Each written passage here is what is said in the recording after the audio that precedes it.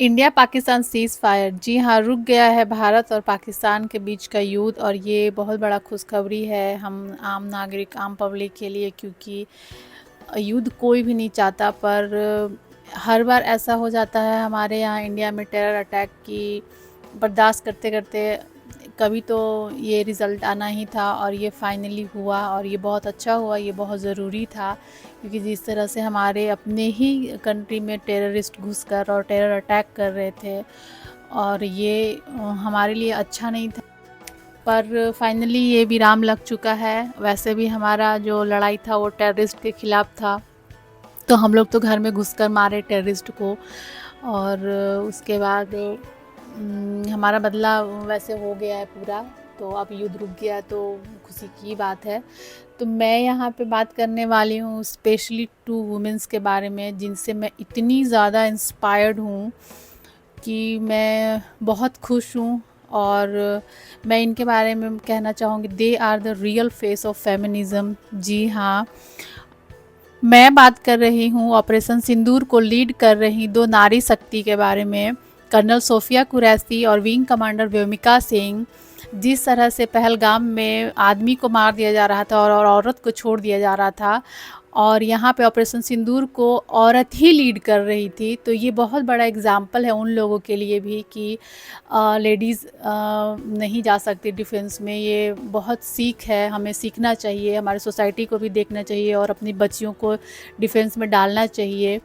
तो मैं बहुत इंस्पायर्ड हूँ इन सब चीज़ों से, शेयर करना चाहती थी आप सब के साथ में। और जिस तरह से हमारी Indian army, Indian navy, Indian air force, जिस तरह से ये इन लोगों ने अपना पराक्रम में दिखाया है, और हमारा डिफेंस सिस्टम जिस तरह से काम किया है, हम लोग को एक सेकंड के लिए भी कॉन्फिडेंस कभी भी डाउन नहीं होने दिया इंडियन आर्मी ने। और मुझे तो बहुत गर्व है अपने इंडियन आर्मी पे, और मैं एक इंडियन हूँ इस बात का भी मुझे बहुत ज़्यादा प्राउड है, मैं प्राउड फील करती हूँ। तो हमें अपने इंडियन आर्मी को ऐसे ही सपोर्ट करते रहना चाहिए। और हमारे जो सोल्जर्स हैं जो बॉर्डर पे खड़े रहते हैं हमारे लिए, दिन को भी रात को भी, और हम चैन से अगर सो पाते हैं तो सिर्फ और सिर्फ अपने सोल्जर की वजह से। तो हमें अपने सोल्जर्स के लिए भी थोड़ा सा प्रार्थना करना चाहिए, और हो सके कभी तो हमें उनकी हेल्प भी करना चाहिए अगर पॉसिबल हो सके तो।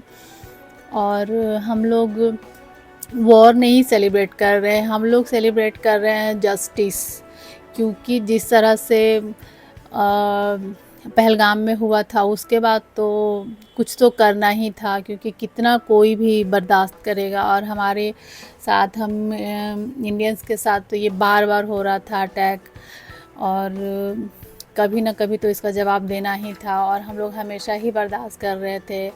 कभी 26/11 हो गया, पुलवामा हो गया, उरी हो गया, पहलगाम हो गया, तो अपने ही कंट्री में बार बार टेररिस्ट अटैक, उनका मूवमेंट कितना कोई भी बर्दाश्त करेगा। ये तो होना ही था, ये बहुत पहले होना चाहिए था, पर अभी हुआ, बहुत अच्छा हुआ, और बहुत खुशी की बात है। मुझे तो बहुत प्राउड फील कर रही हूँ मैं।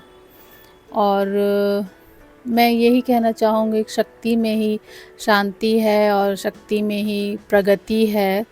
तो हमें तो वैसे भी युद्ध नहीं चाहिए था, लेकिन हम लोग तो टेररिस्ट अटैक का जवाब दे रहे थे, टेररिज्म को ख़त्म करना चाह रहे थे। पर चलिए ठीक है, ये भी हो गया, तो एक सबक भी मिली है सामने वाले को कि अगर वो छेड़ेंगे तो हम छोड़ेंगे नहीं उनको।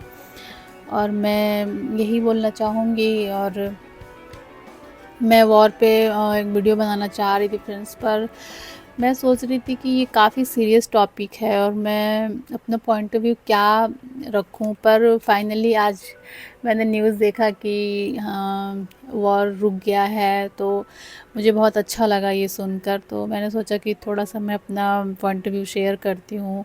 और हम इंडियंस कितने खुश हैं, लड़ाई हो रहा था फिर भी खुश थे, और लड़ाई बंद हो गया, युद्ध बंद हो गया, फिर भी खुश हैं। तो आई एम सो हैप्पी। तो मैं अंत में यही कहना चाहूँगी, जय हिंद। और आप भी कमेंट सेक्शन में जय हिंद लिखते हुए जाइएगा फ्रेंड्स। और मैं मिलती हूँ आपसे नेक्स्ट ब्लॉग में, तब तक के लिए खुश रहिए, बाय बाय, गुड नाइट।